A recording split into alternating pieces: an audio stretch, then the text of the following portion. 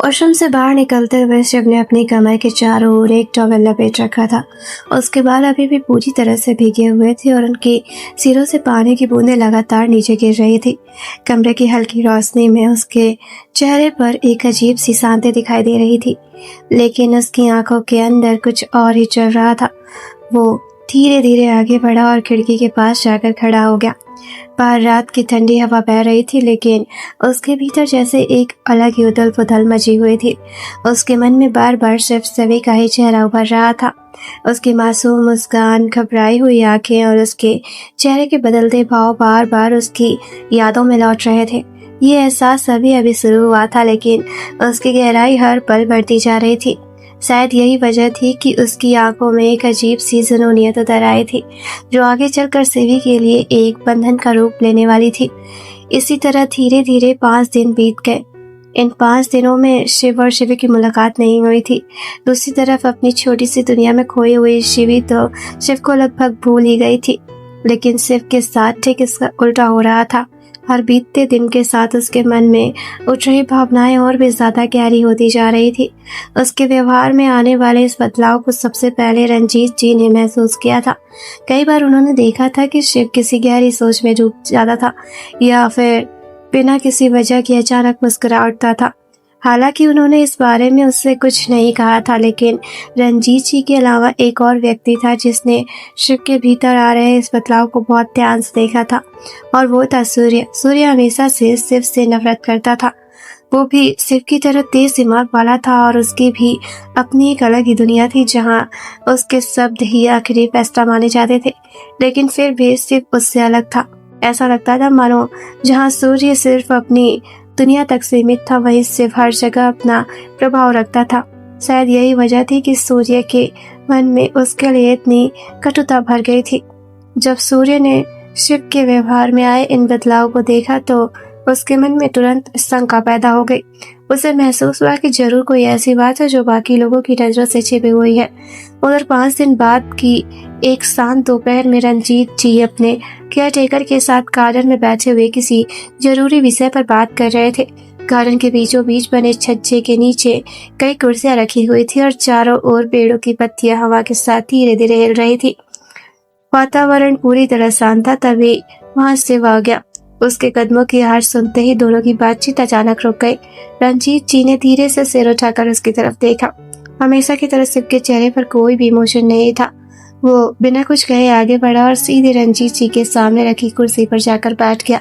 उसके बैठते ही वहां एक गहरा सन्नाटा छा गया, मानो हर कोई उसके अगले शब्द का इंतजार कर रहा हो। शिव के बैठते ही वहां मौजूद केयरटेकर ने घबराकर उसकी तरफ देखा। शिव ने बस एक बार अपनी ठंडी और गहरी नजरों से उसकी ओर देखा, लेकिन उतना ही काफी था। अगले ही पल वो बिना कुछ कहे जल्दी से वहां से चला गया। अब उस बड़े से गार्डन में सिर्फ रंजीत जी और शिव ही रह गए थे। चारों तरफ फैली खामोशी के बीच पेड़ों की पत्तियां हवा के साथ धीरे धीरे हिल रही थी और उनके बीच से छनकर आती धूप जमीन पर बिखर रही थी। रंजीत जी बिना कोई भाव दिखाए लगातार शिव को ही देखे जा रहे थे, जबकि शिव का चेहरा हमेशा की तरह बिल्कुल शांत और इमोशनलेस था। कुछ पल तक वहां सन्नाटा छाया रहा। फिर शिव ने अपनी भारी और स्थिर आवाज में कहा, दादाजी, मुझे शिवी से मिलना है। उसकी आवाज में कोई भी विनती नहीं थी, बल्कि एक अजीब सा ठहराव था, मानो उसने कोई इच्छा नहीं बल्कि अपना फैसला सुनाया हो। उसकी बात सुनकर रंजीत जी को भी जरा भी हैरानी नहीं हुई। वो पहले से जानते थे कि आज नहीं तो कल शिव उनके सामने ये बात जरूर रखेगा। रंजीत जी ने गहरी सांस ली और कुर्सी पर थोड़ा पीछे टिकते हुए शांत स्वर में कहा, शिव, हम आपको उस लड़की से मिलवा देंगे। सच कहे तो हमें भी वो लड़की आपके लिए बहुत पसंद है, लेकिन आपको ये बात अच्छी तरह पता होगी कि नरेंद्र के घर वाले हमें बिल्कुल भी पसंद नहीं करते। वो कभी भी अपनी बेटी का हाथ हमारे घर में नहीं देना चाहेंगे। उनकी आवाज में चिंता साफ महसूस की जा सकती थी, लेकिन शिव के चेहरे पर इसका कोई भी असर नहीं पड़ा। उसकी आंखें पहले की तरह स्थिर थी। उसने धीरे से अपनी उंगलियां कुर्सी के हत्थे पर थपथपाई और फिर उसी भारी आवाज में बोला, तो दादाजी, हाथ किसने मांगा है? वो तो पैदा ही मेरी हुई थी, और उसे जो मुझसे अलग करेगा ना, वो इस दुनिया में जिंदा नहीं बचेगा। उसके सब सुनते ही वातावरण का तापमान जैसे अचानक बदल सा गया था। उसकी आवाज़ में ऐसा दृढ़ विश्वास था कि एक पल के लिए रंजीत जी भी सिहर उठे थे। उनकी उंगलियां अनजाने में आपस में कस गई थी। वो शिव को बचपन से जानते थे, इसीलिए अच्छी तरह समझते थे कि जब वो इस तरह की बातें कहता था तो उसके पीछे सिर्फ शब्द नहीं बल्कि एक अटल निर्णय छुपा हुआ था। यही वजह थी कि उस पर उनके पास कहने के लिए कुछ नहीं बचा था। कुछ देर बाद शिव बिना किसी और बात के अपनी जगह से उठा और वहां से चला गया। उसके कदमों की आवाज धीरे धीरे दूर होती चली गई और गार्डन फिर से शांत हो गया। लेकिन उस सन्नाटे के पीछे एक और शख्स मौजूद था जो अभी भी पूरी बातचीत सुन चुका था। वो एक बड़े से पिलर के पीछे खड़ा हुआ था और उसके चेहरे पर एक मिस्टीरियस स्माइल आ गई थी, जो था सूर्य। शिव और रंजीत जी के जाते ही वो धीरे से बाहर निकलकर सामने आया और उसकी आंखों में एक्साइटमेंट और एक शरारत दिखाई दे रही थी। उसने अपने हाथ सीने पर बांध लिए और हल्की सी स्माइल के साथ कहा, ओह, तो ये बात है, शिव को कोई लड़की पसंद आ गई है। लेकिन आखिर ऐसी कौन सी लड़की है जो शिव को पसंद आ गई है? कुछ तो खास होगा उसमें। अब तो मुझे भी तुमसे मिलना है शिवी। इतना कहकर उसके होठों पर एक गहरी और शैतानी मुस्कान उभर आई, मानो उसके मन में कुछ नया प्लान जन्म ले रहा हो। उधर शिवी इस समय गहरी नींद में सो रही थी। नींद में उसका चेहरा और भी ज्यादा मासूम और प्यारा लग रहा था। उसके छोटे छोटे बाल बिखरे हुए थे और उसकी धीमी सांसों की लय कमरे की शांति में साफ सुनाई दे रही थी। तभी कमरे का दरवाजा धीरे से खुला और अचिंत्य जी अंदर आए। वे ऑफिस जाने के लिए पूरी तरह तैयार हो चुके थे और उनके साथ शालिनी जी भी खड़ी थी। अचिंत्य जी मुस्कुराते हुए धीरे धीरे बिस्तर की ओर पहुंचे और प्यार से शिवी के सिर पर हाथ फेरते हुए बोले, देख रही हैं शालिनी जी, इन्हें कितने आराम से नींद आ रही है। हमारी तो रातों की नींद उड़ा कर देखिए कितने आराम से सो रही हैं ये। उनकी आवाज में शिकायत कम और अपनापन ज्यादा था। उनकी बात सुनकर शालिनी जी के चेहरे पर भी हल्की सी मुस्कान आ गई।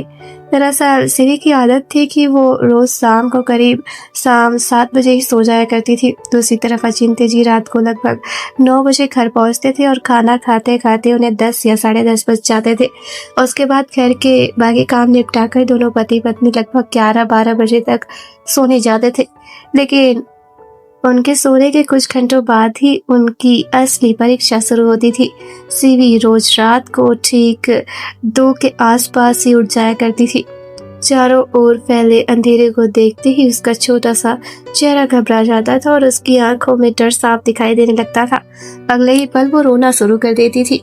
उसकी रोने की आवाज सुनते ही शालिनी जी और अचिंत्य जी की आंखें खुल जाती थी। फिर दोनों मिलकर उसे चुप कराने की कोशिश करने लगते थे। कभी शालिनी जी उसे अपनी गोद में लेकर थपथपाया करती थी तो कभी अचिंत्य जी उसे अपने बाहों में उठाकर पूरे कमरे में घुमाते रहते थे। कभी वो उनकी उंगली पकड़ लेती तो कभी उनके कंधे पर सिर रखकर सुबकने लगती थी। इस पूरे स्ट्रगल में कब 3 या 3:30 बज जाते थे किसी को पता ही नहीं चलता था। लेकिन उसकी एक छोटी सी मुस्कान दोनों की सारी थकान मिटा देती थी। शालिनी जी रोज सुबह 6 बजे ही उठ जाते थे, लेकिन अचिंत्य जी की हालत थोड़ी अलग थी। आधी रात तक जागने और फिर शिवी को सुलाने की कोशिश में लगे रहने के कारण उनकी नींद पूरी ही नहीं हो पाती थी। यही वजह थी कि वो रोज सुबह 8 बजे तक सोते थे। सबसे मजेदार बात तो ये थी कि जब भी दोनों बाप बेटी एक साथ सोते थे तो देखने वालों का चेहरे पर अपने आप ही एक मुस्कान आ जाती थी। शिवी कभी उनके हाथ को तकिया बना लेती थी तो कभी उनकी छाती पर सिर रखकर आराम से सो जाया करती थी। दोनों की मासूमियत और अपनापन देखकर एक दिन शालिनी जी खुद को रोक ही नहीं पाई। उन्होंने चुपके से उनकी एक तस्वीर खींच ली और उसे अपनी फेसबुक आईडी पर साझा कर दिया। उन्हें लगा था कि लोग बस उस प्यारी सी तस्वीर की तारीफ करेंगे, लेकिन वह बिल्कुल उलट। ऑफिस में मौजूद सभी लोगों को अपने सख्त मिजाज बॉस के रोज देर से आने की असली वजह पता चल गई और उसके बाद काफी दिनों तक अचिंत्य जी को इस बात को लेकर सबकी हंसी का सामना करना पड़ा था। वेल गाइस, आज मैं इतना ही सुना सकती हूँ आपको अपनी वॉइस में, बाकी आगे का आपको स्वरा जी सुनाएंगी। यही रीजन था इस बार। पता है, मैं आपको 2 से 3 दिन में आपका नेक्स्ट एपिसोड देने वाली थी। स्टिल मैंने आपको बताया था कि मेरी तबीयत ठीक नहीं चल रही है। अब देखिए, मैं तबीयत को तो अपने कंट्रोल में नहीं कर सकती हूँ ना कि मैं जब भी चाहूँ तो वो ठीक हो जाए, जब भी चाहूँ तो ना ठीक हो। पता नहीं क्यों, बट अभी पता नहीं मौसम चेंज हो रहा है ना, तो मेरे को वैसे नॉर्मली सर्दी जुकाम हो जाया करता है, तो मेरे को अभी रेगुलर ही चल रहा है। एंड स्पेशली अभी तो खांसी बहुत ज़्यादा, गले में प्रॉब्लम हो रही है, तो यही रीज़न है मैं कि आपको नहीं दे रही थी एपिसोड्स। हालांकि चलिए आगे आपको स्वरा जी सुनाएंगे, बाकी आप उनके आवाज़ में ही सुनिए। तब तक के लिए एंजॉय कीजिए स्टोरी को एंड लाइक और सब्सक्राइब करना मत भूलिएगा। उधर प्रताप मेंशन का माहौल बाहर से हमेशा की तरह शांत दिखाई दे रहा था, लेकिन भीतर बहुत कुछ बदल रहा था। शिव के चेहरे पर भले ही कोई भाव नहीं थे, फिर भी उसकी आंखों में छिपी चमक साफ दिखाई दे रही थी। कई दिनों बाद वह शिवी से मिलने वाला था और यही बात उसके भीतर एक अनजानी बेचैनी और उत्सुकता पैदा कर रही थी। वह बार बार घड़ी की तरफ देखता, फिर खिड़की के बाहर नजरें टिकाकर किसी गहरी सोच में डूब जाता। दूसरी तरफ सूर्य की हालत भी कुछ ऐसी ही थी, लेकिन दोनों की भावनाओं में जमीन आसमान का फर्क था। जहाँ शिव की आंखों में जुनून था, वहीं सूर्य के चेहरे पर एक रहस्यमयी और शैतानी मुस्कान तैर रही थी। वह सिर्फ एक बात जानना चाहता था कि आखिर शिवी में ऐसा क्या था जिसने शिव का ध्यान अपनी ओर खींच लिया था, क्योंकि वह शिव को अच्छी तरह जानता था। शिव उन लोगों में से नहीं था जो किसी भी इंसान को यूं ही अपनी जिंदगी में जगह दे दे। अगर उसने किसी को पसंद किया था तो जरूर उसके पीछे कोई ऐसी वजह थी जो सामान्य नहीं थी। कुछ देर बाद जब रंजीत जी बाहर जाने के लिए तैयार हुए और शिव उनके साथ चलने लगा, तभी अचानक सूर्य वहां आ पहुंचा। उसके चेहरे पर हमेशा की तरह एक मासूम सी मुस्कान थी, लेकिन उसकी आंखों में छिपी उत्सुकता साफ दिखाई दे रही थी। उसने धीरे से रंजीत जी के कंधे पर हाथ रखा और मुस्कुराते हुए पूछा, दादू, आप कहाँ जा रहे हैं? रंजीत जी ने उसकी तरफ देखा और सहज स्वर में बोले, मैं थोड़ी देर में वापस आ जाऊंगा। लेकिन सूर्य मानने वालों में से नहीं था। उसने तुरंत मुस्कुराते हुए जवाब दिया, दादू, मैं भी आपके साथ चलूंगा। उसकी आवाज सुनते ही शिव की आंखें एक पल के लिए उसकी तरफ उठीं। वह अच्छी तरह समझ गया था कि सूर्य के मन में क्या चल रहा है। वह जानता था कि सूर्य का वहां जाने का मकसद सिर्फ उसके साथ समय बिताना नहीं था। उसकी असली मंजिल कोई और थी। घर के बाकी लोगों को उन दोनों के बीच के रिश्ते की सच्चाई का बिल्कुल भी अंदाजा नहीं था। सबकी नजरों में वे दोनों भाइयों की तरह ही रहते थे। वे एक दूसरे से सामान्य तरीके से बात करते, एक दूसरे के साथ दिखाई देते और परिवार के सामने हमेशा सब कुछ सामान्य होने का दिखावा करते थे। लेकिन उनके बीच छिपी सच्चाई सिर्फ वे दोनों ही जानते थे। उनके बीच इतनी गहरी नफरत थी कि अगर मौका मिल जाए तो शायद दोनों में से कोई भी एक दूसरे की जान लेने से पीछे न हटे। रंजीत जी भी सूर्य की जिद देखकर आखिरकार उसे अपने साथ ले जाने के लिए तैयार हो गए, लेकिन उनकी हामी भरते ही शिव के भीतर दबा हुआ गुस्सा फिर से जाग उठा। उसकी उंगलियां धीरे धीरे मुट्ठियों में बदल गईं और उसकी जबड़े की नसें तन गईं। उसके चेहरे पर भले ही कोई भाव नहीं था, लेकिन उसकी आंखों में उभरती कठोरता साफ बता रही थी कि सूर्य का उनके साथ चलना उसे बिल्कुल पसंद नहीं आया था। सूर्य की जिद मान लिए जाने के बाद शिव के चेहरे पर छाई कठोरता और भी गहरी हो गई। बिना कुछ कहे वह तेज कदमों से आगे बढ़ा और गाड़ी की अगली पैसेंजर सीट पर जाकर बैठ गया। उसके बैठने का अंदाज ही उसके गुस्से को जाहिर करने के लिए काफी था। उसने दरवाजा थोड़ी जोर से बंद किया और खिड़की के बाहर देखने लगा। उसकी उंगलियां अब भी मुट्ठियों में बंधी हुई थी और जबड़े सख्ती से भींचे हुए थे। रंजीत जी ने एक पल के लिए उसकी तरफ देखा। शिव को इतने वर्षों से जानने के बावजूद कभी कभी उसके मन की बात समझ पाना उनके लिए भी मुश्किल हो जाता था।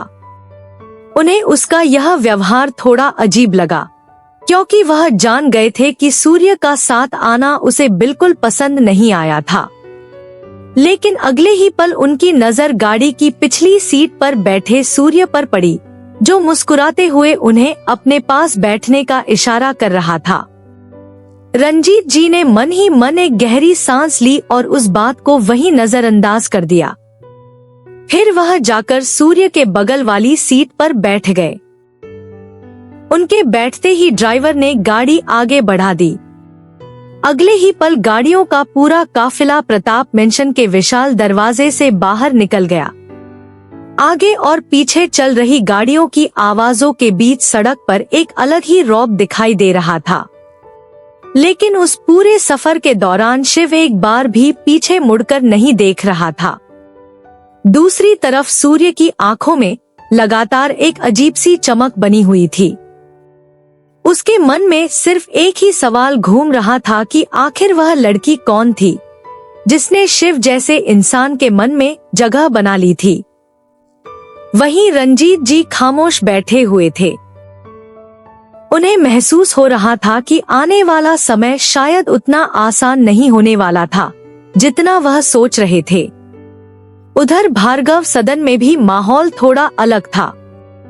नरेंद्र जी ने पहले ही शालिनी जी और सीखा जी को बता दिया था कि आज रंजीत जी घर आने वाले हैं। इसलिए उन्होंने साफ शब्दों में कह दिया था कि वे खुद भी बाहर नहीं जाएंगे और शिवी को भी बाहर नहीं निकलने देंगे।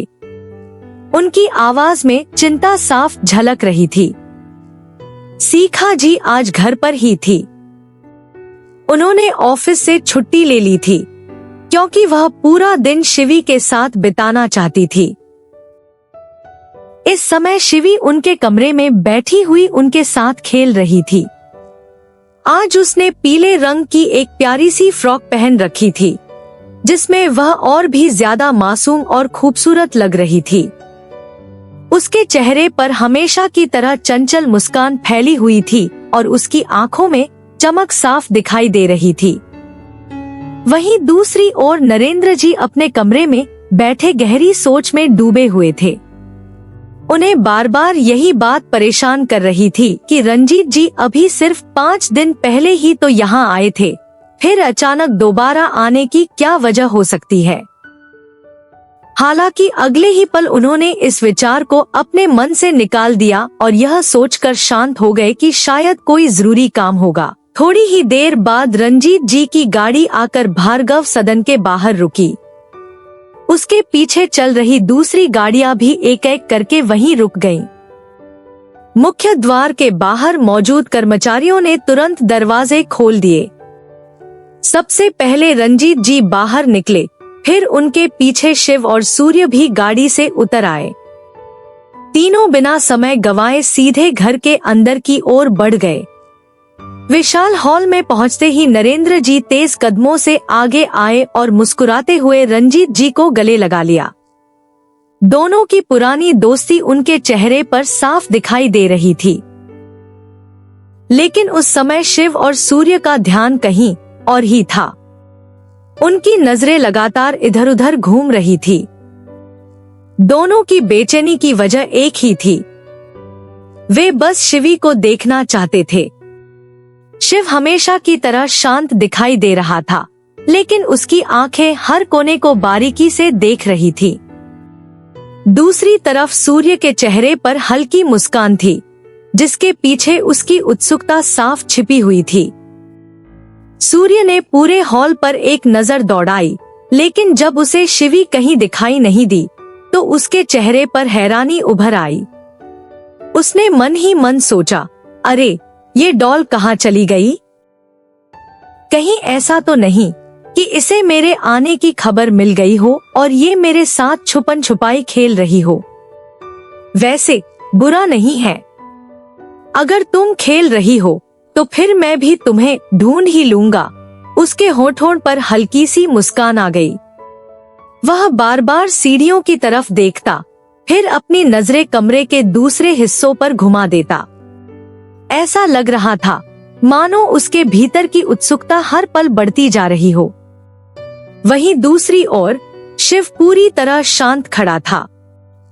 हालांकि उसके चेहरे पर कोई भाव नहीं थे, लेकिन उसकी आंखों की गहराई बहुत कुछ कह रही थी। इसी बीच रंजीत जी ने मुस्कुराते हुए नरेंद्र जी की तरफ देखा और कहा, देख, तू मेरे बड़े पोते से तो पहले ही मिल चुका है, लेकिन अब मेरे एक और पोते से मिल। इतना कहकर उन्होंने सूर्य की तरफ इशारा किया और बोले, ये सूर्य प्रताप सिंह है और ये मेरे अर्नव का बेटा है। नरेंद्र जी ने स्नेह से सूर्य की तरफ देखा।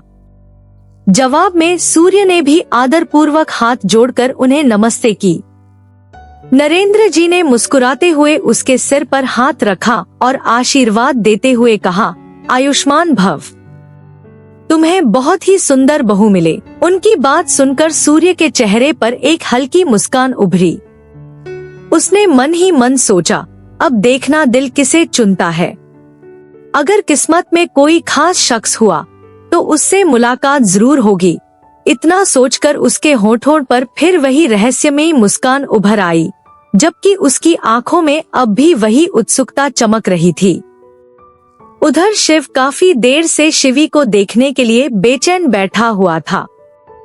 बाहर से वह हमेशा की तरह बिल्कुल शांत दिखाई दे रहा था, लेकिन उसके मन में लगातार एक ही बात चल रही थी। उसकी नजरें बार बार पूरे हॉल का जायजा ले रही थी। आखिरकार उसने नरेंद्र जी की तरफ देखा और अपनी गंभीर आवाज में पूछा, वैसे दादाजी, वॉशरूम कहाँ है? नरेंद्र जी ने बिना किसी शक के मुस्कुराते हुए एक तरफ इशारा किया और बोले, इस तरफ चले जाओ बेटा। उनकी बात सुनते ही शिव वहां से चला गया। दूसरी ओर सूर्य की तेज नजरें पहले से ही उस पर टिकी हुई थी। जैसे ही उसने शिव को वहां से जाते देखा, उसके चेहरे पर एक हल्की सी मुस्कान उभर आई। उसने मन ही मन कहा, अरे भाई, आप तो अकेले ही निकल पड़े। नहीं नहीं, ऐसा नहीं हो सकता। आप अकेले ही उसे नहीं देख सकते। मुझे भी तो जानना है कि आखिर ऐसी क्या बात है उसमें जिसके पीछे आप इस हद तक पागल हो गए हैं। उसकी आंखों में उत्सुकता साफ झलक रही थी। अगले ही पल सूर्य ने रंजीत जी की तरफ देखते हुए कहा, दादू, मुझे भी जाना है। मैं भी भाई के साथ जा रहा हूँ। इतना कहकर वह उनके जवाब का इंतजार किए बिना ही तेजी से वहां से निकल गया। रंजीत जी उस समय नरेंद्र जी के साथ बातचीत में व्यस्त थे, इसलिए उन्होंने भी इस बात पर ज्यादा ध्यान नहीं दिया। कुछ ही देर में दोनों पुराने दोस्त हॉल में बैठकर अपनी बातों में खो गए। वहीं दूसरी तरफ शिव पूरे घर में शिवी को ढूंढ रहा था और उससे कुछ दूरी पर सूर्य भी उसके पीछे पीछे चल रहा था। तभी अचानक सूर्य के कानों में किसी बच्ची की खिलखिलाकर हंसने की आवाज पड़ी। वह हंसी इतनी मधुर और मासूम थी कि अनायास ही उसके कदम उसी दिशा में मुड़ गए। उसने धीरे धीरे उस तरफ बढ़ना शुरू किया जहां से वह आवाज आ रही थी। उस समय शिवी गार्डन में थी। चारों तरफ खिले रंग बिरंगे फूलों के बीच वह अपनी ही दुनिया में मग्न होकर खेल रही थी। थोड़ी दूर खड़ी शिखा उस पर नजर रखे हुए थी और साथ ही फोन पर अपने बॉयफ्रेंड से भी बात कर रही थी। हल्की हवा चल रही थी और उसके साथ फूलों की मीठी खुशबू पूरे बगीचे में फैल रही थी। शिवी को तितलियां बहुत पसंद थी। जब भी कोई तितली किसी फूल पर आकर बैठती तो वह उत्साह से उसकी तरफ दौड़ पड़ती, लेकिन जैसे ही वह उसे पकड़ने की कोशिश करती, तितली अपने रंगीन पंख फैलाकर उड़ जाती। हर बार ऐसा होने पर वह जोर से खिलखिलाकर हंस पड़ती और फिर उसे पकड़ने के लिए उसके पीछे दौड़ने लगती। उसी दौरान जब सूर्य की नजर पहली बार उस पर पड़ी तो वह कुछ पलों के लिए वहीं ठिठक गया। उसकी आंखें आश्चर्य से फैल गईं। वह बस चुपचाप उसे देखता रह गया। उसके मन में एक ही सवाल बार बार उठ रहा था कि आखिर कोई इतना सुंदर और इतना मासूम कैसे हो सकता है। उस पल उसे ऐसा लगा जैसे गार्डन की सारी रौनक सिमटकर उस छोटी सी बच्ची की मुस्कान में आ गई हो।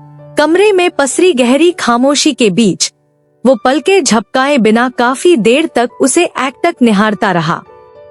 ऐसा लगा मानो वक्त ठहर गया हो, लेकिन तभी उसकी कलाई पर बंधी घड़ी के तीखे बीप बीप के साउंड ने हवा के सन्नाटे को चीर दिया। इस अचानक हुई आवाज से जैसे उसका सम्मोहन टूटा। उसने एक लंबी सांस खींची और खुद को संभालते हुए भारी कदमों से बाहर की तरफ बढ़ गया। वो गलियारे से गुजरा जहां रंजीत जी और नरेंद्र जी आपस में किसी गंभीर बात में डूबे हुए थे।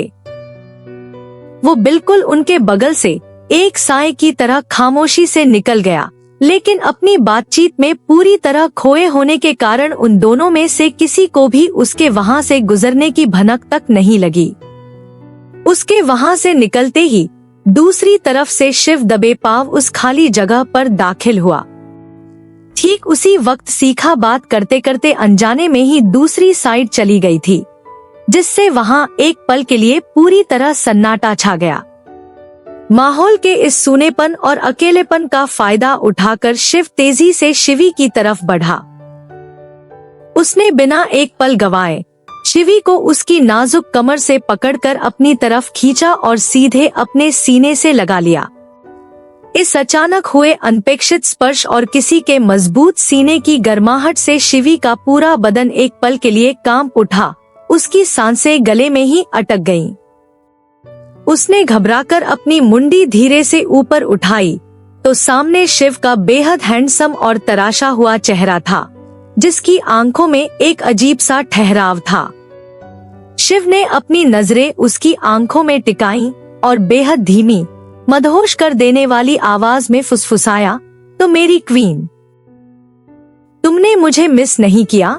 शिवी ने अपनी बड़ी बड़ी आंखों में ढेरों कंफ्यूजन समेटे उसे देखा और अपनी मासूम तोतली आवाज में शिकायती लहजे में बोली, मैं तुम्हें क्यों मित टलूंगी? तुमने शिवी को काटा था, तुम गन्ने हो। उसकी इस नाराजगी और मासूमियत पर शिव को गुस्सा आने के बजाय उसके होंठ पर एक गहरी मुस्कान तैर गई।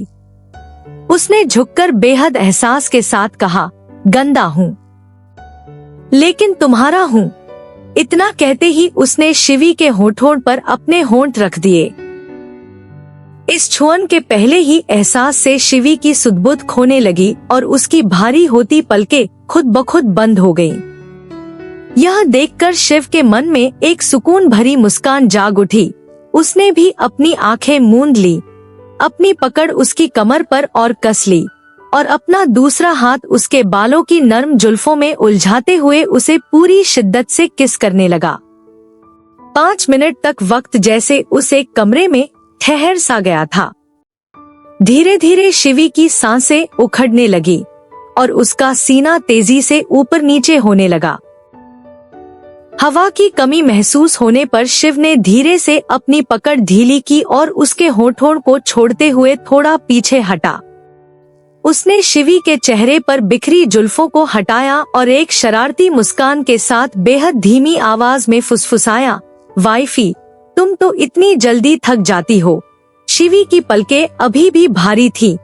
वह कुछ बोल नहीं पा रही थी और अपनी हथेलियों को उसके मजबूत कंधों पर टिकाए बस गहराई से लंबी लंबी सांसें भर रही थी।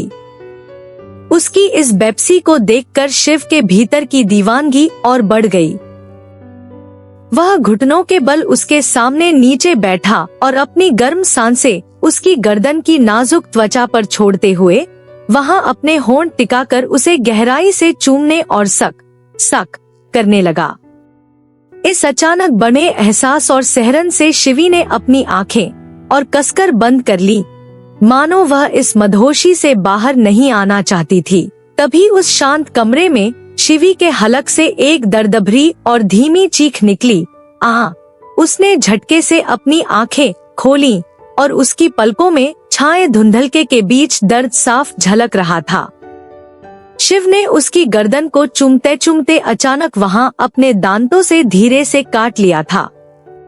शिवी अपनी बड़ी बड़ी आंखों से उसे बेहद नाराजगी और गुस्से में घूरने लगी, मानो पूछ रही हो कि उसने ऐसा क्यों किया।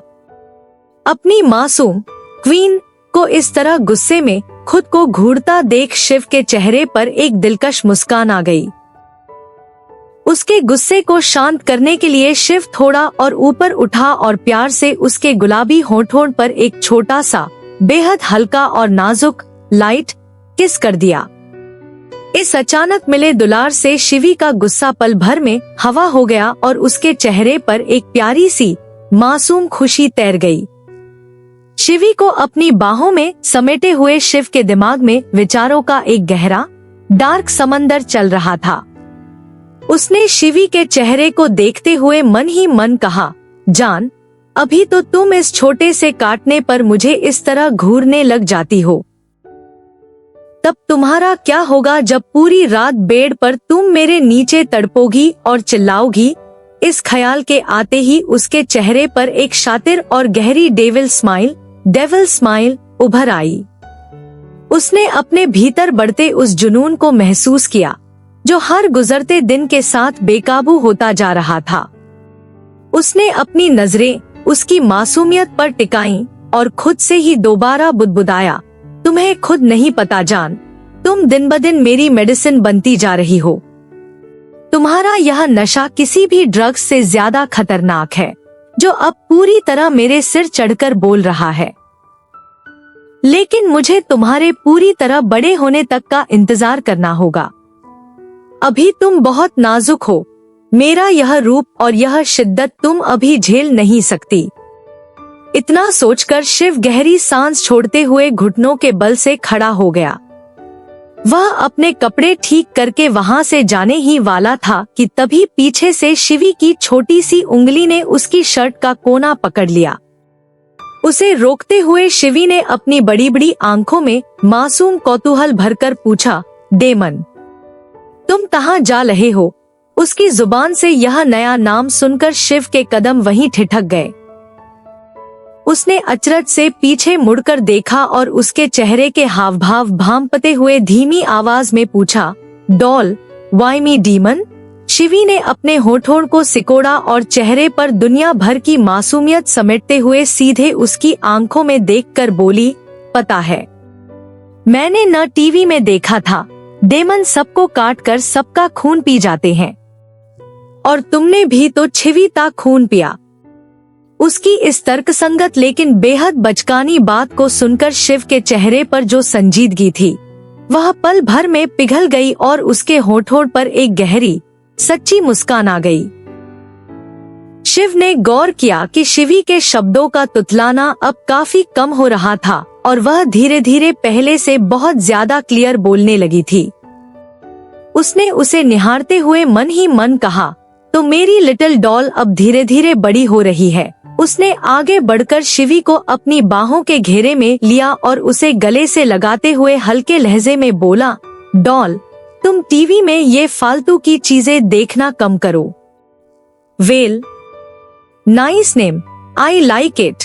इतना बोलकर उसने विदाई के तौर पर उसके माथे पर एक नर्म और छोटा सा किस किया और पलक झपकते ही वहां से बाहर निकल गया। उसके जाते ही कॉरिडोर के दूसरे छोर से सीखा वापस उसी जगह पर दाखिल हुई। कमरे का बदला हुआ माहौल और शिवी को एकटक दरवाजे की तरफ देखते पाकर सीखा के मन में उलझन हुई। उसने आगे बढ़कर शिवी के गालों को छुआ और प्यार से पूछा, क्या हुआ बच्चा? आप उधर खाली जगह पर क्या देख रहे हो? सीखा की आवाज सुनकर शिवी अपनी सोच से बाहर आई और उसकी तरफ मुड़कर पूरी गंभीरता से बोली, दुआ। आपको पता है, अभी यहाँ पर डेमन आया था। शिवी की इस गंभीर शक्ल और डरावनी बात को सुनकर सीखा अपनी हंसी नहीं रोक पाई। वह खिलखिलाकर हंसते हुए शिवी का हाथ पकड़कर अंदर ले जाने लगी और बोली, शिवी, तुम ना आजकल ये डेमन और प्रिंसेस वाले कार्टून ज्यादा ही देखने लगी हो। चलो अब, ऐसा कुछ नहीं होता रियल लाइफ में। इतना कहकर सीखा शिवी का हाथ थामे उसे अंदर अपने कमरे की तरफ ले गई। कुछ ही देर बाद जब गलियारे के उस सूने कोने में सूर्य वापस लौट कर आया तो वहां हर तरफ सिर्फ खालीपन पसरा था। शिवी वहां नहीं थी। चारों तरफ पसरे उस सन्नाटे को देखकर एक पल के लिए सूर्य को अपनी आंखों पर यकीन नहीं हुआ।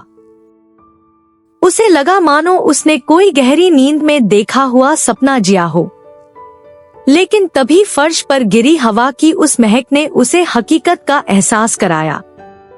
उसके चेहरे पर एक गहरी, खतरनाक डेविल स्माइल उभर आई। उसने अंधेरे गलियारे में देखते हुए बेहद ठंडे और कटीले लहजे में मन ही मन कहा, माफ करना शिव भाई, आपकी हर चीज की तरह आपकी ये चीज भी मुझे बेहद पसंद आ गई है। और जो मुझे पसंद आ गई, मतलब वो सिर्फ सूर्य की थी। और वैसे भी कहाँ आप और कहाँ वो तो सिर्फ मेरे लिए ही बनी है। शिवी सूर्य प्रताप सिंह अपने इस खतरनाक इरादे को शब्दों में ढालकर वह एक शातिर मुस्कान के साथ वहां से आगे बढ़ गया। जब सूर्य कदम बढ़ाता हुआ मुख्य हॉल की तरफ बाहर आया तो वहां का नजारा बदला हुआ था। शिव और रंजीत जी एक साथ खड़े होकर आपस में किसी गंभीर विषय पर बात कर रहे थे। सूर्य को अपनी तरफ आता देख रंजीत जी के चेहरे पर एक वात्सल्य भरी मुस्कान तैर गई। उन्होंने प्यार से पूछा, सूर्य बेटा, आप इतनी देर से कहाँ थे? सूर्य ने एक पल में अपने चेहरे के सारे शातिर हाव भाव छिपा लिए और अपनी आंखों में दुनिया भर की मासूमियत और सादगी ओढ़ते हुए बोला, वो दादाजी, मैं बस अंदर की तरफ ही गया था। इतना कहते ही वह बेहद अपनापन दिखाते हुए आगे बढ़ा और रंजीत जी के गले लग गया। वहीं दूसरी तरफ जैसे ही शिव की नजरें सूर्य पर पड़ी, उसकी आंखों में एक बर्फीली संजीदगी उतर आई। उसने बिना एक भी शब्द कहे सूर्य की तरफ से अपनी नजरें चुराईं और भारी कदमों से बाहर की तरफ निकल गया। दोनों भाइयों की नजरों के उस छोटे से टकराव में एक अनकहा सा तनाव था, जिसे वहां मौजूद कोई और भांप नहीं सका। वक्त का पहिया अपनी रफ्तार से घूमता रहा और देखते ही देखते कई साल इसी खामोशी के बीच बीत गए। इन बीते सालों में शिव एक बार भी शिवी से मिलने वापस नहीं आया। वह अपनी आगे की उच्च शिक्षा के लिए विदेश, फॉरेन रवाना हो चुका था। उसके साथ परिवार के कुछ और भाई भी गए थे, जिनमें सूर्य भी शामिल था। घर की चौखट और देश से दूर रहने के बावजूद वक्त शिवी के लिए उन दोनों के दिलों में सुलग रही आग को ठंडा नहीं कर पाया था। दूरियों ने उनके इस लगाव को कम करने के बजाय और ज्यादा जहरीला बना दिया था। सूर्य और शिव दोनों का ही ऑब्सेशन अब शिवी को लेकर पहले से कहीं ज्यादा बढ़ चुका था। एक ऐसा पागलपन जो अब उनके वजूद का हिस्सा बन चुका था और जिसके लौटने पर तबाही तय थी। 2 साल का लंबा वक्त पलक झपकते ही बीत गया और इस समय के साथ बहुत कुछ बदल चुका था। शिवी अब 6 साल की एक बेहद प्यारी और मासूम बच्ची बन चुकी थी, जिसकी खूबसूरती में अब एक अलग ही निखार आ गया था। उसकी बड़ी बड़ी आंखें और चेहरे का भोलापन किसी का भी दिल जीत लेते थे। वहीं दूसरी तरफ 14 साल की उम्र में कदम रख चुका शिव पहले से कहीं ज्यादा हैंडसम, लंबा और गंभीर दिखने लगा था। उसके फीचर्स में एक मर्दाना कशिश और आंखों में एक गहरा ठहराव आ चुका था। सूर्य भी अब 9 साल का हो चुका था। उसके चेहरे की मासूमियत के पीछे एक तीखा आकर्षण और गजब की होशियारी साफ झलकती थी, जो उसे बेहद हैंडसम और अलग बनाती थी। रात के सन्नाटे में घड़ी की सुइयां 11 बजा चुकी थी। शिवी अपने कमरे के बेड पर पूरी तरह खोई हुई अपनी किताबों के पन्ने पलट रही थी। वह पढ़ने में इतनी मशगूल थी कि उसे भनक तक नहीं लगी कि कब शालिनी जी हाथ में गुनगुने दूध का गिलास लिए कमरे के अंदर दाखिल हुई। शालिनी जी ने मुस्कुराते हुए उसके हाथ से धीरे से किताब ली, उसे साइड टेबल पर रखा और दुलारते हुए बोली, शिवी बेटा, बहुत पढ़ाई हो गई, पहले यह दूध पियो। तभी कमरे का दरवाजा थोड़ा और खुला और अंजलि जी भी अंदर आ गईं। उन्होंने शालिनी जी की बात का समर्थन करते हुए हंसकर कहा, हाँ शिवी, तुम्हें तो पता ही है ना, जब तक तुम अपना दूध खत्म नहीं कर लेती तब तक तुम्हारे भाई को भी भूख नहीं लगती और वो खाना नहीं खाता। अंजलि जी की गोद में एक छोटा सा लगभग 1 साल का बेहद प्यारा बच्चा था, छोटा पार्थ। वह नन्हा बच्चा जैसे ही अपनी बड़ी बहन शिवी को देखता है, उसके चेहरे पर एक बड़ी सी मुस्कान आ जाती है और वह खिलखिलाकर हंसने लगता है। पार्थ की उस प्यारी सी हंसी को देखकर शिवी के चेहरे की थकान गायब हो गई। उसने तुरंत अंजलि जी की तरफ हाथ बढ़ाते हुए चहक कर कहा, अरे चाची, अभी तक पार्थ सोया नहीं? आप इसे प्लीज मुझे दे दीजिए ना, मैं इसे सुला दूंगी। लेकिन उसकी इस फरमाइश पर शालिनी जी और अंजलि जी ने एक साथ मिलकर उसे हल्की सी डांट पिलाई। दोनों ने एक सुर में कहा, नहीं, बिल्कुल नहीं। तुम्हें कल सुबह टाइम पर स्कूल जाना है और देखो रात के 11 बज चुके हैं। तुम चुपचाप पहले यह दूध खत्म करो और सो जाओ। दोनों बड़ों का यह सख्त हुक्म सुनकर शिवी का छोटा सा मुंह बन गया। उसे सफेद दूध पीना बिल्कुल भी पसंद नहीं था, लेकिन कोई चारा न देखकर उसने हार मानी। अपनी आंखें जोर से मीची और नाक बंद करके एक ही सांस में पूरा दूध गटक गई। ठीक उसी पल कमरे की चौखट पर अभिषेक जी मुस्कुराते हुए नजर आए। उन्होंने माहौल को हल्का करने के लिए जोर से कहा, अरे कौन है जो हमारी इस प्यारी सी डॉल को तंग कर रहा है? उनकी बात सुनकर शालिनी जी ने हंसते हुए पलटकर जवाब दिया, अरे इस दुनिया में कोई पैदा हुआ है क्या जो आपकी इस लाडली डॉल को तंग करने की हिम्मत करे? अभिषेक जी मुस्कुराते हुए अंदर आए। उन्होंने सबसे पहले अंजलि जी की गोद में खेल रहे नन्हे पार्थ के माथे पर प्यार से एक किस किया, उसे अपनी बाहों में लिया और सीधे शिवी के पास बेड पर जाकर बैठ गए। कुछ ही देर में शालिनी जी और अंजलि जी मुस्कुराती हुई कमरे से बाहर निकल गईं, जिससे वहां अब सिर्फ अभिषेक जी और दोनों बच्चे रह गए। अभिषेक जी ने दोनों को बिस्तर के बीच में लिटाया और उनके साथ हल्की फुल्की मस्ती मजाक करते हुए थपकियां देकर बड़ी सहजता से दोनों को गहरी नींद में सुला दिया। उस वक्त अचिंत्य जी घर पर मौजूद नहीं थे। वे अपने बिजनेस के सिलसिले में एक जरूरी काम से देश से बाहर किसी दूसरी कंट्री गए हुए थे। पूरा घर धीरे धीरे रात के सन्नाटे की आगोश में समा चुका था, जहां हर तरफ एक सुकून भरी खामोशी पसरी हुई थी। लेकिन इस सुकून से कोसों दूर 7 समंदर पार अमेरिका के एक सुदूर कोने में नजारा बिल्कुल अलग था। रात के घने अंधेरे में एक बेहद विशाल और आलीशान कोठी खड़ी थी, जिसकी बनावट जितनी खूबसूरत थी उतनी ही रहस्यमयी भी। उस आलीशान विला के मुख्य द्वार पर लगे एक सिल्क ब्लैक नेम प्लेट पर चांदी के अक्षरों में चमक रहा था, मिस्टर रेवल हिल हाउस। यह पूरी जागीर खास तौर पर शिव ने अपने एकांत के लिए तैयार करवाई थी, जहां वह बिल्कुल अकेला रहता था, जबकि उसके बाकी भाई शहर के दूसरे हिस्से में बने बंगले में ठहरते थे, जहां शिव का आना जाना बस कभी कभार ही होता था। वह घर बाहर से जितना भव्य और आकर्षक दिखता था, उसके भीतर का सन्नाटा उतना ही डरावना और रीढ़ में सहरन पैदा कर देने वाला था। उस हवेली के सबसे ऊपरी और गुप्त कमरे के भीतर का मंजर किसी के भी होश उड़ाने के लिए काफी था। कमरे की दीवारों पर चारों तरफ अनगिनत बड़ी बड़ी एलईडी स्क्रीन्स लगी हुई थी, जिनकी नीली और सफेद रोशनी पूरे अंधेरे कमरे में एक अजीब सा साया बना रही थी। उन स्क्रीन्स पर किसी फिल्म का सीन नहीं, बल्कि सीधे शिवी के बेडरूम का लाइव फुटेज चल रहा था, जहां इस वक्त शिवी और पार्थ गहरी नींद में सोए हुए थे और उनके बीच अभिषेक जी भी लेटे थे। स्क्रीन्स के ठीक सामने रखी एक ऊंची लेदर आर्मचेयर पर एक लड़का बेहद शांत मुद्रा में बैठा था, जिसकी उम्र यही कोई 13 या 14 साल रही होगी। पूरे कमरे में सिर्फ उन स्क्रीन्स की ठंडी रोशनी चमक रही थी, जिसमें उस लड़के का तराशा हुआ गंभीर चेहरा साफ देखा जा सकता था। वह लड़का कोई और नहीं बल्कि शिव था।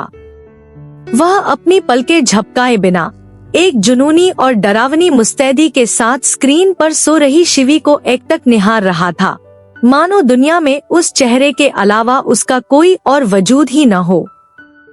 स्क्रीन पर सोती हुई शिवी को देखते देखते शिव के गंभीर चेहरे पर अचानक एक गहरी ठंडी मुस्कान उभर आई। उसने आर्मचेयर पर पीछे की तरफ टेक ली और अपनी नजरें स्क्रीन पर गड़ाए हुए बेहद धीमी लेकिन कटीली आवाज में बोला, मानना पड़ेगा डॉल, जैसे जैसे तुम बड़ी होती जा रही हो, पहले से भी ज्यादा खूबसूरत होती जा रही हो। बहुत जल्द मिलूंगा मैं अपनी डॉल से। इतना कहते ही उसके हलक से एक तीखी और बेकाबू हंसी फूट पड़ी, जो उस सुनसान अंधेरे कमरे की दीवारों से टकराकर और भी डरावनी लगने लगी। उसकी वह हंसी किसी आम 14 साल के लड़के की नहीं, बल्कि एक ऐसे जुनूनी आशिक की थी जो अपनी मंजिल को पाने के लिए किसी भी हद तक जाने को तैयार था। वहीं दूसरी तरफ शहर के दूसरे कोने में सूर्य का आलीशान विला खड़ा था। सूर्य का यह बंगला बनावट में काफी हद तक शिव के विला जैसा ही था, लेकिन यहाँ का माहौल बिल्कुल अलग था। यह विला बाहर से बेहद खूबसूरत, हवादार और हर वक्त रोशनी से जगमगाता रहता था, लेकिन इस चमकते हुए बंगले के भीतर भी एक ऐसा कोना था जहाँ सिर्फ अंधेरा और रहस्य छिपा था। सूर्य के पर्सनल बेडरूम के एक बड़े से हिस्से में पूरी तरह सन्नाटा पसरा हुआ था, जहाँ की मुख्य दीवार पर एक विशाल आदमकद तस्वीर टंगी हुई थी। वह तस्वीर किसी और की नहीं, बल्कि 6 साल की मासूम शिवी की थी। सूर्य ने उस तस्वीर के चारों तरफ बेहद करीने से छोटी छोटी खूबसूरत लाइट्स लगवा रखी थी, जिनकी सुनहरी रोशनी सीधे शिवी के चेहरे पर पड़ रही थी और अंधेरे कमरे में उस तस्वीर को किसी कीमती रत्न की तरह चमका रही थी। सूर्य उस चमकती हुई तस्वीर के ठीक सामने बेहद शांत खड़ा था और उसकी नजरें सीधे तस्वीर में मुस्कुरा रही शिवी की आंखों में टिकी हुई थी। उसने धीरे से अपना हाथ उठाया और उसकी उंगलियां बेहद एहसास के साथ शिवी के चेहरे के हुस्न को छूने लगी। उसने अपनी मुट्ठियां कसी और दबी हुई कांपती आवाज में बुदबुदाया, बहुत रह लिया तुमसे दूर, अब और नहीं, तुम्हारे पास आना है मुझे, तुम्हें सिर्फ और सिर्फ अपना बनाना है मुझे। जब वह ये शब्द बोल रहा था, तो उसकी 9 साल की उम्र के पीछे छिपा वो खौफनाक पागलपन और एक तरफा जुनून उसकी आंखों में साफ साफ तैर रहा था। तभी अचानक उसकी जेब में रखे फोन की तीखी रिंगटोन बजी, जिसने कमरे के उस सम्मोहन को झटके से तोड़ दिया। सूर्य ने एक गहरी सांस ली, तस्वीर पर से अपना हाथ हटाया और फोन स्क्रीन को देखते हुए बिना एक पल गवाए तेजी से कमरे से बाहर निकल गया। आज प्रताप मेंशन की विशाल और ऊंची दीवारों के भीतर एक अजीब सी हलचल और बेताबी पसरी हुई थी। घर के मुख्य दरवाजे से लेकर बड़े हॉल तक को बेहद खूबसूरत तरीके से फूलों और रोशनी से सजाया गया था, क्योंकि पूरे 2 साल के लंबे इंतजार के बाद आज इस खानदान के चिराग वतन वापस लौट रहे थे। घर की लड़कियां इस बात से बेहद खुश थीं कि उनके भाई आखिरकार घर आ रहे हैं। भले ही इस रूढ़िवादी हवेली के कड़े नियम हमेशा उनकी खुशियों को बेड़ियों में जकड़कर रखते थे। उन्हें हर कदम पर याद दिलाया जाता था कि तुम लड़की हो, तुम यह नहीं कर सकती, वह नहीं कर सकती, जिससे उनके मासूम दिलों में एक गहरी घुटन और परेशानी हमेशा बनी रहती थी। इसके बावजूद अपने भाइयों के लिए उनका प्यार अटूट था, लेकिन इस प्यार के साथ साथ उनके दिलों में शिव और सूर्य को लेकर एक अनकहा खौफ भी बैठा हुआ था। वे दोनों जितने कम उम्र के थे, उनका टेम्पर उतना ही हाई और खतरनाक था। वे दोनों अपने बड़े बुजुर्गों के पुराने रूढ़िवादी ढर्रे और सख्त वसूलों के नक्शेकदम पर चलते थे, जबकि परिवार के बाकी लड़के ऐसे नहीं थे। कुछ को तो इन दकियानूसी नियमों से कोई मतलब ही नहीं था, तो कुछ का साफ मानना था कि लड़कियां भी वह सब कुछ कर सकती हैं जो लड़के करते हैं। फिर भी शिव के उस रसूख और ठंडे रुतबे के आगे खुलकर बोलने की हिम्मत पूरे प्रताप मेंशन में किसी की नहीं होती थी। इस बीच 7 समंदर पार से उड़ान भरकर शिव और सूर्य अपने बाकी भाइयों के साथ इंडिया के लिए रवाना हो चुके थे और इस वक्त दोनों के दिमाग में सिर्फ एक ही धुन सवार थी, जल्द से जल्द अपनी उस अमानत, अपनी शिवी से मिलना। वहीं दूसरी तरफ इस दुनिया से कोसों दूर भार्गव सदन का माहौल बेहद खुशनुमा और सुकून से भरा हुआ था। दोपहर के 2 बज चुके थे और इस घर की रौनक, नन्ही शिवी के स्कूल से वापस लौटने का वक्त हो गया था। छोटा पार्थ अपने नन्हे नन्हे हाथों से खिलौने पकड़कर अपने दादा दादी के साथ लॉबी में खेलने में पूरी तरह बिजी था और उसके दादा दादी प्यार से उसकी हर हरकत पर मुस्कुरा रहे थे। तभी अचानक बाहर मुख्य सड़क पर शिवी की स्कूल बस के चिरपरिचित हॉर्न की तीखी आवाज गूंज उठी। उस एक आवाज के होते ही घर के सभी सदस्यों के चेहरों पर एक बड़ी सी सलोनी मुस्कान तैर गई। यहाँ तक कि नन्हे पार्थ को भी जैसे अपनी बाल बुद्धि से इस बात का पूरा एहसास हो गया था कि उसकी सबसे प्यारी दीदी आ चुकी है। वह तुरंत अपनी जगह पर उछला और अपनी नन्ही हथेलियों को आपस में टकराते हुए खिलखिलाकर ताली बजाने लगा। पूरे घर की हवाएं जैसे शिवी के स्वागत में चहक उठी थी। इस बात से पूरी तरह अनजान की दूर सरहद पार से 2 खौफनाक तूफान उसकी तरफ बेहद तेजी से कदम बढ़ा रहे हैं। दरवाजा खुलने की हल्की सी आवाज के साथ शिवी अंदर दाखिल हुई। स्कूल की नीली सफेद यूनिफॉर्म पर दिन भर की धूल साफ दिख रही थी। कंधे पर भारी स्कूल बैग का बोझ था और गले में वही पुरानी थर्मस की बोतल लटक रही थी, जो चलते हुए उसके घुटने से टकराकर एक धीमी सी आवाज कर रही थी।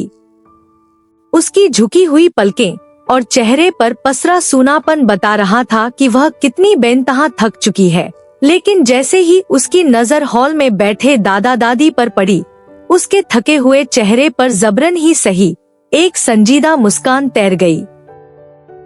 वह अपनी सारी थकान को पीछे धकेलते हुए आगे बढ़ी, झुककर पूरी श्रद्धा से दोनों के पैर छुए और फिर बिना वक्त गंवाए सीधे पार्थ के पास जाकर बैठ गई। पार्थ की छोटी छोटी उंगलियों को अपने हाथ में लेकर वो इस तरह खेलने लगी मानो दुनिया की सारी फिक्र भूल चुकी हो। उसकी आंखों में पल भर के लिए एक सुकून की चमक कौंध गई।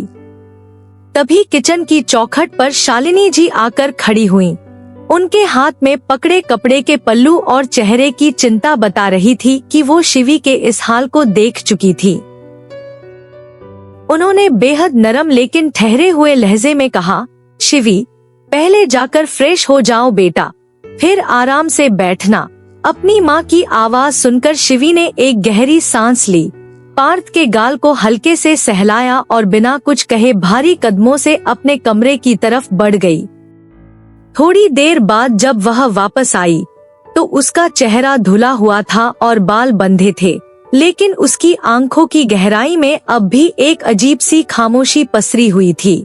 डाइनिंग टेबल पर बर्तनों की हल्की खनखनाहट और चम्मचों की आवाज के बीच पूरा परिवार एक साथ बैठा था, पर वहाँ एक अजीब सी चुप्पी थी जो सिर्फ जरूरत की बातों से टूट रही थी। सबने मिलकर खाना खाया, जहाँ हर निवाले के साथ शिवी की पलकें और भारी होती जा रही थी। उसका शरीर अब और साथ देने को तैयार नहीं था। खाना खत्म होते ही वह बिना किसी से ज्यादा बात किए सीधे अपने बिस्तर की तरफ चली गई। जैसे ही उसका सिर तकिए से छुआ, दिन भर का मानसिक और शारीरिक बोझ एक गहरी नींद की शक्ल में उस पर हावी हो गया और वह कमरे के सन्नाटे में खो गई।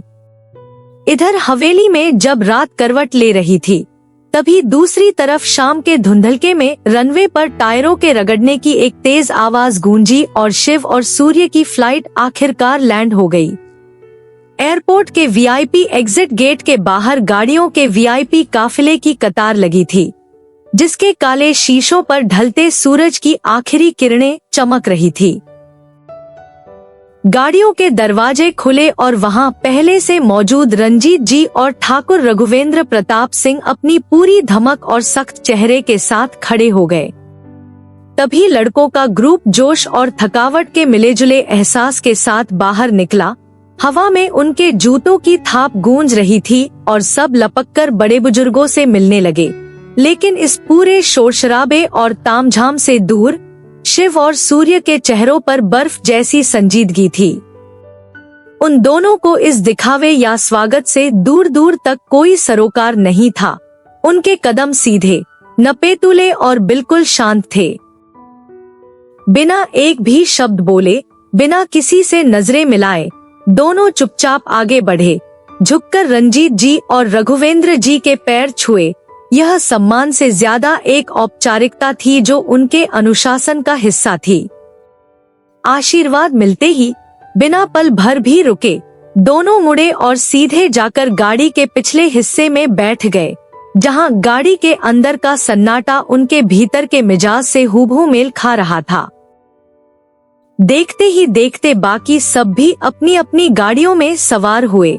इंजनों की भारी गड़गड़ाहट के साथ पूरा काफिला एयरपोर्ट की सरहद को पीछे छोड़ते हुए प्रताप मेंशन की तरफ बढ़ गया। वहीं दूसरी तरफ प्रताप मेंशन के ऊंचे और नक्काशीदार लोहे के दरवाजों के पीछे का माहौल उम्मीद और बेचैनी से भारी हो रहा था। हवेली की औरतें रंग बिरंगी साड़ियों में, हाथों में कुमकुम, अक्षत और दिए की जलती हुई थाली लिए ड्योढ़ी पर कतार में खड़ी थीं। दिए की हल्की आंच उनके चेहरों पर उत्सुकता के साथ साथ एक अजीब सा डर और इंतजार साफ दिखा रही थी। बाहर के अहाते में खानदान के सारे मर्द बेहद संजीदगी से टहल रहे थे। हर किसी की नजरें बार बार दूर सड़क के मोड़ पर जाकर टिक जाती थी, जहां से गाड़ियों की हेडलाइट्स का उजाला किसी भी वक्त इस बेसब्री को खत्म करने वाला था। हवेली के विशाल नक्काशीदार फाटकों के सामने टायरों की रगड़ और इंजनों की भारी गड़गड़ाहट के साथ गाड़ियों का काफिला आकर रुका। दरवाजे खुलते ही एक एक करके सब बाहर आने लगे, जिससे हवेली का पूरा अहाता कदमों की आहट और उत्सुक आवाजों से भर गया। घर के बाकी लड़के चेहरे पर मुस्कान लिए आगे बढ़े, बड़ों के पैर छूकर उनका आशीर्वाद लिया और गले मिले, जिससे माहौल में एक पल के लिए उत्सव जैसी रौनक आ गई। लेकिन इस पूरे शोर और गहमागहमी के बीच शिव इन सब से पूरी तरह बेअसर था। उसके चेहरे की सख्त लकीरें और पथराई आंखें गवाह थी कि उसे इस दिखावे से कोई सरोकार नहीं था। वह बिना किसी की तरफ देखे अपनी लंबी और नपीतुली चाल से सीधे हवेली के मुख्य दरवाजे की तरफ बढ़ गया। अहाते में मौजूद हर शख्स की नजरें उसकी इस बेरुखी पर टिकी थी। कुछ फुसफुसाहटें थमीं, पर किसी के मुंह से एक लफ्ज भी नहीं निकला, क्योंकि सब जानते थे कि शिव के इस जिद्दी और खामोश मिजाज के आगे किसी की टोकने की हिम्मत नहीं थी। जैसे ही शिव ने चौखट पार कर घर के ठंडे संगमरमर के फर्श पर कदम रखा, पीछे से उसकी दादी की भारी और ममतामयी आवाज गूंजी, छोरे, कम से कम आरती तो उतरवा ले, थारी माँ कब से थारा इंतजार कर रही है। शिव, जो दुनिया के किसी कायदे या इंसान की परवाह नहीं करता था, अपनी दादी के इन शब्दों के आगे जैसे बंद सा गया। उसके बढ़ते कदम वहीं ठिठक गए और वह बिना कुछ बोले एक गहरी सांस लेकर दरवाजे के पास ही बुत बनकर खड़ा हो गया। सामने उसकी माँ खड़ी थी, जिनका चेहरा एक गहरे घूंघट के पीछे छुपा हुआ था, जिससे उनके आंसू और उनके भीतर का डर साफ नजर नहीं आ रहा था। कांपते हाथों से उन्होंने पीतल की थाली उठाई। दिए की पीली रोशनी शिव के चेहरे पर थिरकने लगी। माँ ने भारी मन और ढकी हुई आंखों से अपने बेटे की आरती उतारी, पर शिव की नजरें अब भी सामने शून्य में ताक रही थी। जैसे ही थाली नीचे रखी गई, शिव बिना एक पल गवाए या बिना किसी कमरे की तरफ नजर घुमाए सीधा सीढ़ियों की तरफ बढ़ गया और अपने कमरे में जाकर दरवाजा बंद कर लिया। उसके ठीक पीछे सूर्य भी आया, जिसने औपचारिकता निभाते हुए सबसे मुलाकात की, बड़ों का सम्मान किया और फिर थके हुए कदमों से अपने कमरे की राह पकड़ ली। अपने कमरे के सन्नाटे में आते ही शिव ने बैग एक तरफ फेंका और जेब से फोन निकाला। स्क्रीन ऑन होते ही उसका ध्यान सीधे उस सीसीटीवी फुटेज पर गया जो शिवी के कमरे का था। स्क्रीन पर शिवी अपने स्टडी टेबल पर झुकी हुई, बिखरे बालों के साथ बेहद संजीदगी से स्कूल का होमवर्क करने में जुटी थी। उस नन्ही सी जान को इतनी मेहनत करते देख शिव के उस सख्त और बेरहम चेहरे पर एक बेहद धीमी, गहरी और सुकून भरी मुस्कान तैर गई, यह वो इकलौता एहसास था जो उसे इस पत्थर की दुनिया में इंसान बनाए रखता था। फोन को टेबल पर रखकर वह वॉशरूम की तरफ बढ़ गया। उसके दिमाग के बंद खानों में इस वक्त क्या साजिशें या कौन सा तूफान चल रहा था, यह भांप पाना किसी के बस की बात नहीं थी। ठीक यही रहस्यमय खामोशी सूर्य के कमरे में भी पसरी थी, जो वॉशरूम जाने से पहले फोन में शिवी की एक तस्वीर को देख रहा था। उसके होंठ पर भी वही सलीकेदार मुस्कान आई, जो गहरी फिक्र और सुरक्षा की भावना से भरी थी। रात धीरे धीरे और गहरी होती जा रही थी। हवेली के ज्यादातर हिस्से अंधेरे में डूब चुके थे, लेकिन शिवी के कमरे की खिड़की से अब भी टेबल लैंप की हल्की रोशनी बाहर छन कर आ रही थी। वह अब भी अपनी कॉपियों में उलझी हुई थी। तभी कमरे के दरवाजे पर एक हल्की सी दस्तक हुई और अचिंत्य जी अंदर दाखिल हुए, जो आज ही लंबे समय बाद वापस लौटे थे। उनकी आंखों में थकावट थी, लेकिन शिवी को इस तरह देर रात तक पढ़ते देख उनके चेहरे पर एक गहरा और संजीदा अपनत्व उभर आया। अचिंत्य जी ने बेहद प्यार से आगे बढ़कर शिवी की मासूम थकी हुई आंखों को देखा और बिना उसकी पढ़ाई में खलल डाले उसे आहिस्ता से अपनी गोद में उठा लिया। शिवी ने बिना किसी विरोध के अपना सिर उनके मजबूत कंधे पर टिका दिया। वे उसे लेकर नीचे डाइनिंग टेबल की तरफ बढ़ गए ताकि उसे कुछ खिला सके। वहीं दूसरी तरफ मीलों दूर प्रताप मेंशन के आलीशान डाइनिंग हॉल में भी रात के सन्नाटे के बीच पूरा परिवार खामोशी से खाना खा रहा था, जहां बर्तनों की हल्की आवाजें उस भारी माहौल को और गहरा बना रही थी। सब लोग जहां खाने में मशगूल थे, वहीं शिव की उंगलियां टेबल पर एक खास लय में चल रही थी। उसकी आंखों में एक बेहद खतरनाक और ठंडी चमक थी, क्योंकि उसका दिमाग इस वक्त अपनी अगली बड़ी प्लानिंग के ताने बाने बुनने में मसरूफ था। इधर शिवी को खाना खिलाकर और उसे वापस बिस्तर पर लिटाकर अचिंत्य जी गहरी सांस लेते हुए अपने कमरे की तरफ चले गए।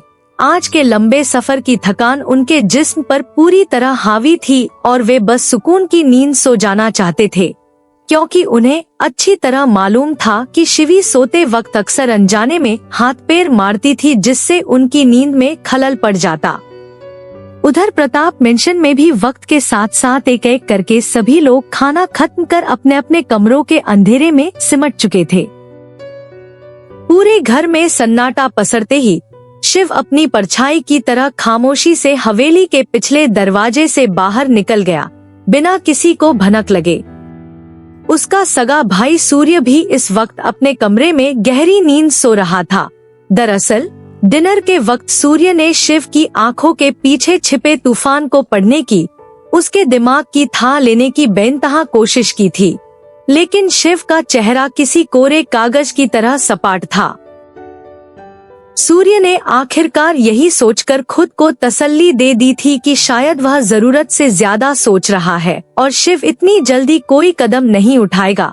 यही सोचकर वह बेफिक्र होकर सो गया था। लेकिन जैसे ही शिव मेंशन के सन्नाटे को चीरते हुए बाहरी अहाते में आया, अंधेरे से निकलकर एक चमचमाती हुई काली गाड़ी उसके ठीक सामने आकर रुकी। गाड़ी से एक वफादार आदमी बाहर निकला। उसने बिना एक शब्द बोले बेहद अदब से गाड़ी की चाबी शिव के आगे बढ़े हाथ में थमा दी। शिव ने चाबी ली, इंजन की धीमी गड़गड़ाहट के साथ गाड़ी आगे बढ़ाई और कुछ ही देर में वह शहर की सरहद पार करके भेरगांव सदन के विशाल गेट के सामने खड़ा था। भार्गव सदन के चारों तरफ इस वक्त स्याह अंधेरा पसरा हुआ था। सिर्फ कुछ पीली लाइटें उस खौफनाक खामोशी को हवा दे रही थी और मुख्य द्वारों पर हथियारों से लैस गार्ड्स मुस्तैदी से पहरा दे रहे थे। शिव ने बिल्ली जैसी फुर्ती और बेरहमी से काम लिया। उसने पलक झपकते ही सामने खड़े गार्ड्स को पीछे से दबोचा और उन्हें बिना कोई आवाज किए वहीं जमीन पर बेहोश कर दिया। रास्ते के कांटों को साफ कर वह बेहद आराम से साए की तरह हवेली के अंदर दाखिल हुआ और बिना किसी आहट के बालकनी की रेलिंग लांघते हुए सीधे शिवी के बेडरूम में पहुंच गया। कमरे की हल्की मध्यम रोशनी में उसने देखा कि शिवी अपने पसंदीदा टेडी बियर को दोनों हाथों से कसकर हग किए हुए दुनिया की हर फिक्र से बेखबर बेहद मासूमियत से सो रही थी। अपनी जागीर को, अपनी जिंदगी को उस बेजान खिलौने के इतने करीब देखकर शिव के भीतर एक ठंडी जलन की लहर दौड़ गई। उसका जबड़ा सख्त हो गया। उसने आगे बढ़कर बेहद तल्खी से उस टेडी बियर को शिवी की नाजुक बाहों की गिरफ्त से पूरी ताकत से खींचा और कमरे के सुदूर कोने में ले जाकर दूर फेंक दिया। उस बेजान चीज को रास्ते से हटाने के बाद शिव के चेहरे का तनाव थोड़ा कम हुआ। वह खुद आगे बढ़ा और बिस्तर पर ठीक उसी जगह शिवी के बिल्कुल करीब लेट गया जहां वह खिलौना था। उसकी आंखों में शिवी को खोने का एक गहरा, सनकी और मुकम्मल जुनून साफ झलक रहा था।